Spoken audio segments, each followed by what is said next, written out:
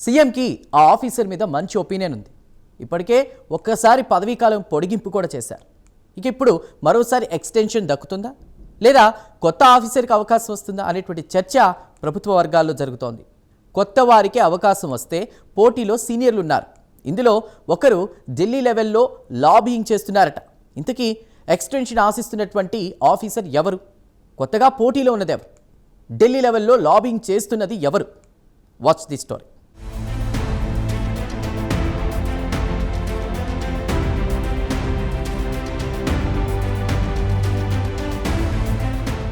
మార్చి 31వ తేదీతో సీఎస్ రామకృష్ణారావు పదవీకాలం ముగుస్తుంది. అయితే వాస్తవానికి రామకృష్ణారావు గతేడాది ఆగస్టులోనే రిటైర్డ్ అయ్యారు. కానీ రాష్ట్ర సర్కార్ కేంద్ర ప్రభుత్వాన్ని ఎక్స్టెన్షన్ చేయాలని కోరగా సెంట్రల్ గవర్నమెంట్ సైతం రామకృష్ణారావుని సీఎస్గా పొడిగిస్తూ ఉత్తర్వులిచ్చింది. ఇప్పుడు మరోసారి రామకృష్ణారావు పదవీకాలం పొడిగిస్తుందా అనే చర్చ తెరపైకొచ్చింది.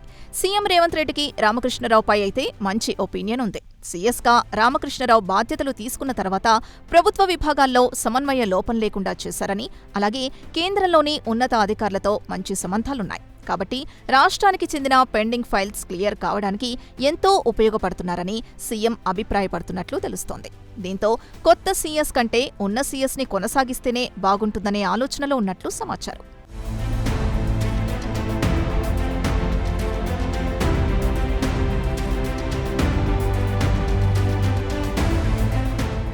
మరోవైపు సీఎస్ పీఠాన్ని దక్కించుకునేందుకు సీనియర్ ఐఏఎస్ అధికారులు తీవ్రంగా ప్రయత్నాలు చేస్తున్నారు. కొందరైతే రామకృష్ణారావు పదవీ కాలాన్ని పొడిగించవద్దని ఫిర్యాదులు చేసినట్లు తెలిసింది. మరికొందరు ఆ పదవిని తమకివ్వాలని పెద్ద ఎత్తున లాబియింగ్ చేస్తున్నట్లు ప్రచారం జరుగుతోంది. అయితే ఇప్పటికే ఒక్కసారి రామకృష్ణారావుకి ఎక్స్టెన్షన్ ఇచ్చిన కేంద్ర సర్కార్ మరోసారి ఎక్స్టెన్షన్ ఇస్తుందా లేదా అనే చర్చ కూడా ఉంది. దీంతో ప్రస్తుతం పదవీ కాలంలో ఉన్న సీనియర్ ఐఏఎస్లు సీఎస్ పదవి కోసం పోటీ పడుతున్నట్లు తెలుస్తోంది. ఇందులో ప్రభుత్వ ప్రధాన కార్యదర్శి పదవి సీనియర్ ఐఏఎస్ అధికారి జయేష్ రంజన్కు దక్కే అవకాశాలు కనిపిస్తున్నాయి.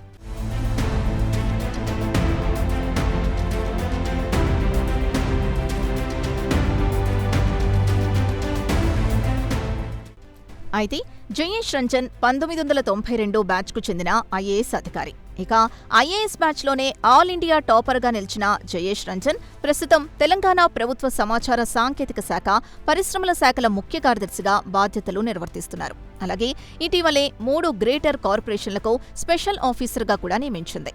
జయేష్కు 2002లో ప్రపంచ బ్యాంకు యొక్క సోషల్ క్యాపిటల్ విజిటింగ్ స్కాలర్షిప్, 2005లో బ్రిటిష్ ప్రభుత్వం గురుకుల్ చెవెనింగ్ స్కాలర్షిప్ ఇలా పలు అవార్డులు కూడా వచ్చాయి.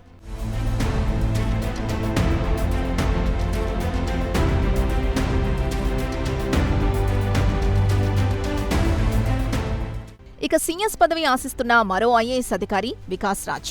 ఆయన 1992 బ్యాచ్కు చెందిన ఐఏఎస్ అధికారి.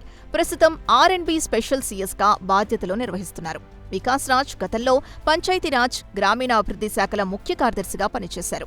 2022లో తెలంగాణ రాష్ట్ర ఎన్నికల ప్రధాన అధికారిగా బాధ్యతలు నిర్వహించారు. వికాస్ రాజ్తో పాటు పోటీలో ఐఏఎస్ సబ్యసాచి ఘోష్ కూడా ఉన్నట్లు తెలుస్తోంది. ఆయన 1994 బ్యాచ్కు చెందిన ఐఏఎస్ ఆఫీసర్. ప్రభుత్వంలో అనేక కీలక బాధ్యతలు నిర్వహించారు. అలాగే ప్రస్తుతం సెంట్రల్ సర్వీస్లో ఉన్న మరో ఐఏఎస్ అధికారి సంజయ్ జుజు సైతం తెలంగాణ సీఎస్ పదవి ఆశిస్తున్నట్లు వార్తలు వినిపిస్తున్నాయి. సంజయ్ జుజు 1992 బ్యాచ్కు చెందిన ఐఏఎస్ అధికారి. ప్రస్తుతం కేంద్ర సమాచార, ప్రసార మంత్రిత్వ శాఖ కార్యదర్శిగా బాధ్యతలు నిర్వహిస్తున్నారు. జుజు గతంలో 2018 నుంచి 2023 వరకు కేంద్ర ప్రభుత్వంలోని వివిధ శాఖల్లో అదనపు కార్యదర్శిగా పనిచేశారు.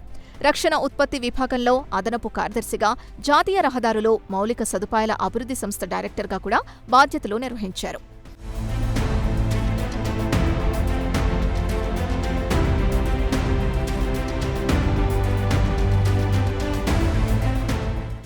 మొత్తానికి ఇందులో ఒక్కరు తెలంగాణ చీఫ్ సెక్రటరీ పోస్టు కోసం ఢిల్లీ లెవెల్లో లాబియింగ్ కూడా చేస్తున్నట్లు సమాచారం.